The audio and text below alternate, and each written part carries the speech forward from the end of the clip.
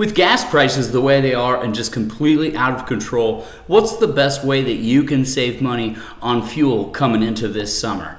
I don't want to be like every other dealer that I'm seeing out there and people that are just out of touch with reality who say that the way that you need to save money on fuel is to buy one of my more efficient fuel economy vehicles. If you're having a hard time filling up your tank, who am I to tell you to spend a bunch of money and buy a brand new car right now? How ridiculous is that? Let's see what our friends over at State Farm Insurance have to say about some fuel efficiency tips. Let's go over those, shall we? Number one on the list right here, it says perform routine maintenance. Now, there's a way that I can pitch you, right? I can say, come on into the shop and make sure you get your routine maintenance done. But what does it say here? It says your car needs the right proportions of air and fuel to run efficiently. A well-maintained vehicle will run at its best. And that seems to be really obvious, right? You got your air filters, your oil filters, all the filters, all those things, your fuel filters, all those things need to be checked and changed regularly. Now, you can do that yourself at home, but I always, of course, I'm going to recommend that you bring it in here, especially if you have a Jeep or a Dodge or a Chrysler or a Ram. Bring it in here to our guys. They are trained to look at those kinds of things and just relay that information to you, and maybe we can help out that way. Let's see another thing here. Keep tires rotated and inflated to ideal pressure.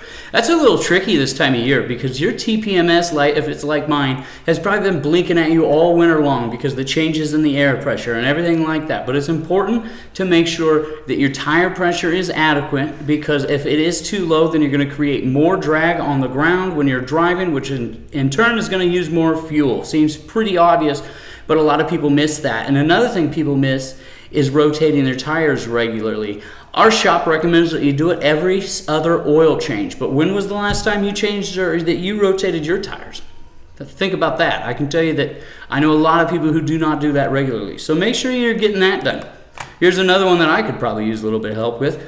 Glide into your stops, right? As you approach a stop sign or a light, take your foot off the gas pedal earlier. Let your car downshift by itself before applying the brakes.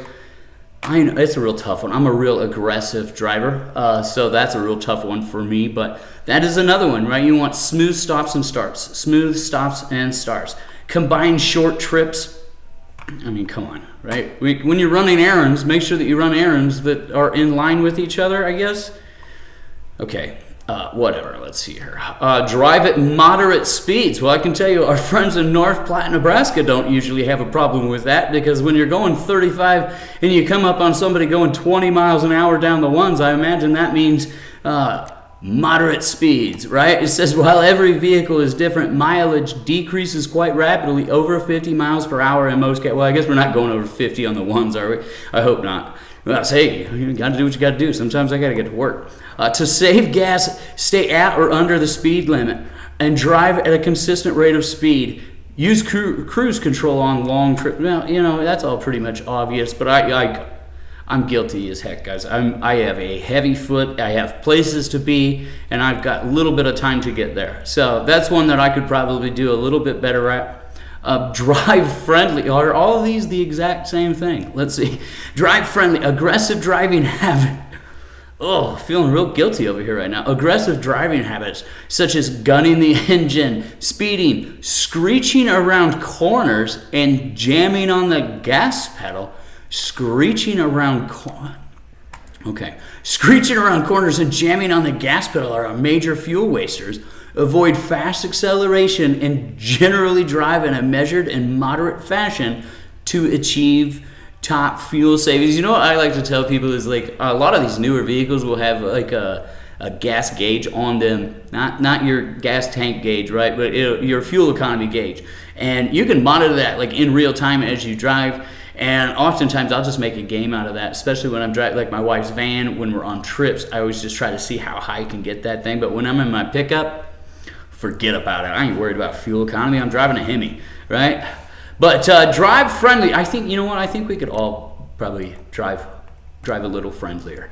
Let's see, next thing on the list here. It says to travel light. Extra weight in the car creates a drag on the engine and consumes extra gas. Don't haul around heavy loads if you don't have to. Who's hauling around heavy loads when they don't have to, right? Hey, throw that old park bench in the back here. I don't know why. Just why would you be hauling around heavy loads if you didn't have to? Anyway, check the trunk and back of the vehicle for unnecessary items. Oh, we don't need this jack. Oh, a spare tire. We'll just throw. Trust me, those things are going to come in handy. You're going to want those things. So, but travel light. I will tell you an example. Yesterday, in fact, it was just yesterday on my way home. I take the roundabout out here, but on my way home, I saw a car. It was from out of state, coming off the interstate and heading into the gas station right over here. And they had I thought what they had on the roof was one of those car carriers or one of those things you put all your junk in, but it was like. It could have been like a box spring because it was this flat. I mean, you want to talk about some drag, right? And that's going to come into actually the next thing on the list here is to keep your car aerodynamic, right? So you don't want those flat spots like that if you can get away with it. So keep an eye on that, especially if you're on the interstate. You don't want a box spring facing this way on the roof of your minivan. But who am I to judge? Use the highest gear, feasible gear, right? Driving at speeds and lower gears burns excessive fuel. On a manual transmission, how many of you have a manual transmission? How many of you know how to drive one? That's just a question. That's a question.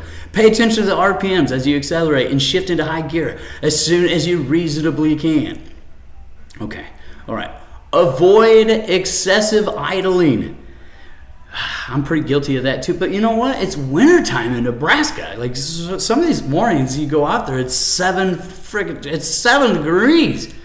How am I supposed to avoid excessive idling? But there's another one. What's this one? Ride share. You'll cut per person fuel consumption in half when you share a ride. Okay, I don't even know if we needed to put that one in there, but I do appreciate our friends over there at statefarm.com. For putting this together, just something that I found real quick. Just a couple little things there. Another thing, I've been doing some research on this for about 2 days, and I just wanted to tell you another thing that I learned is that a lot of these gas stations will raise their prices come Thursday or Friday just to be ready for the weekend travel. They're going to make more money that way, right? So one of the tips that I read was that the best day to fill up your vehicle is on a Wednesday. Because prices have trickled down from the weekend and they have not yet gone up in response for the next weekend. Another thing I learned was that not only on Wednesday, but there's also a time of day which is best, and that would be the morning, they say before 9 a.m., because that's about when these gas stations take a look at that. And what do I know? I've never been in the gas station industry. This is just some of the things I've learned. If you actually work at a gas station and I'm completely wrong, then just put that in the comments. We'd love to hear any other tips that you guys have. Let's all help each other out, because let's be honest.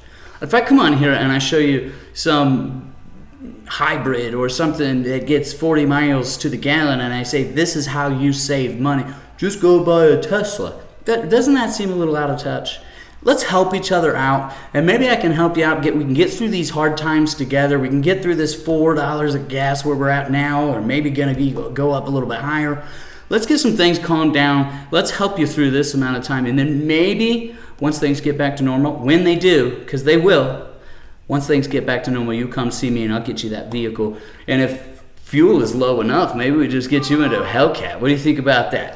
You guys just let me know what you think. If you have any other tips that maybe I have missed and you might be able to help other listeners out with, just go ahead and drop those down here in the comments. We'd really appreciate that. But we appreciate it, guys. Hopefully this helps you out, and maybe we can help save you some money. I don't know. Let us know. Thanks, guys.